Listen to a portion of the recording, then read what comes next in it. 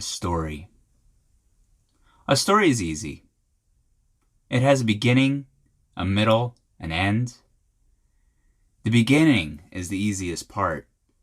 A cold opening is a prologue to a sense of closure. It skips all the riffraff. It shows the audience something they need right away without any of that New Line Entertainment Presents in association with Sam Goody, Waxy Maxy, and TCBY, in partnership with Bell Atlantic and Fox News LLC bullshit. All of that is just the small talk of entertainment. I don't want to hear about the weather, stranger on the train who's clearly not from here. Tell me instead who you fucked last night. Tell me about the last felony you committed. Tell me your greatest fear. Tell me a secret someone made you swear you'd never repeat. Tell me about that day your life turned to shit and never got better, but you never got around to killing yourself because you never got over that fear of dying alone. So now you just live with that pain and it's become a part of you and you can't move on. Tell me about that, stranger.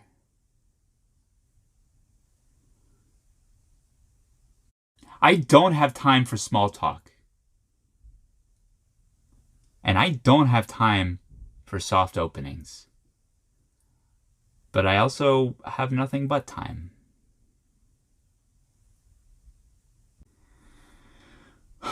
Oh, now the middle of the story. That's the hard part. Especially when you've grown so accustomed to the setup, punchline pace. What do you say when a film director falls over? Tim Burton! See? It's perfect. Setup, punchline. But a whole story can't just be a joke. Or maybe it has to be even more of a joke? I'm not sure. So how do I add substance without diluting the punch? Do I just Miyazaki it with 30 seconds of trees being blown off balance by the wind? Does the audience even need a moment of respite to digest and process? Maybe what they're really after is an immediate 90-minute solid throbbing orgasm that only gets more intense as it goes along until the story finally ends and they're thrust back into the world, tired, raw, and slightly traumatized. Maybe that's satisfaction? But then, how can you truly say anything is satisfying? Had a great meal? Cool story. You're just gonna want more food before bed.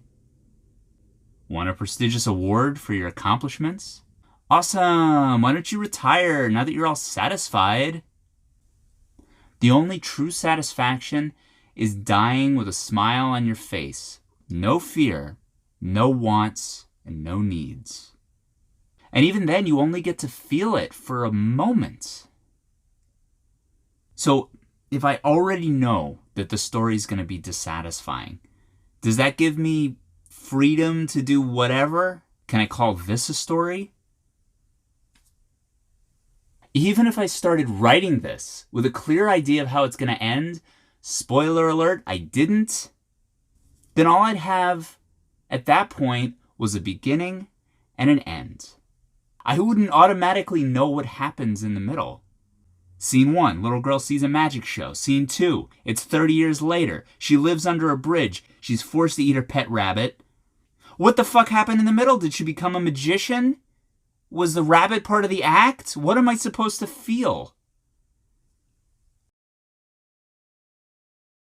A good fucking ending makes up for a shitty fucking story. Sometimes they get so drawn out. The writer is enjoying the writing so much that the audience has to suffer. You remember the end of Lord of the Rings? The ring was already destroyed, and we've got to sit through 45 minutes of fucking hobbits talking about how precious life is. Shut the fuck up, I can't get signal from inside the theater, and I'll have to walk outside to feed the meter by hand. I don't even know if I'm allowed to park there for more than 3 hours.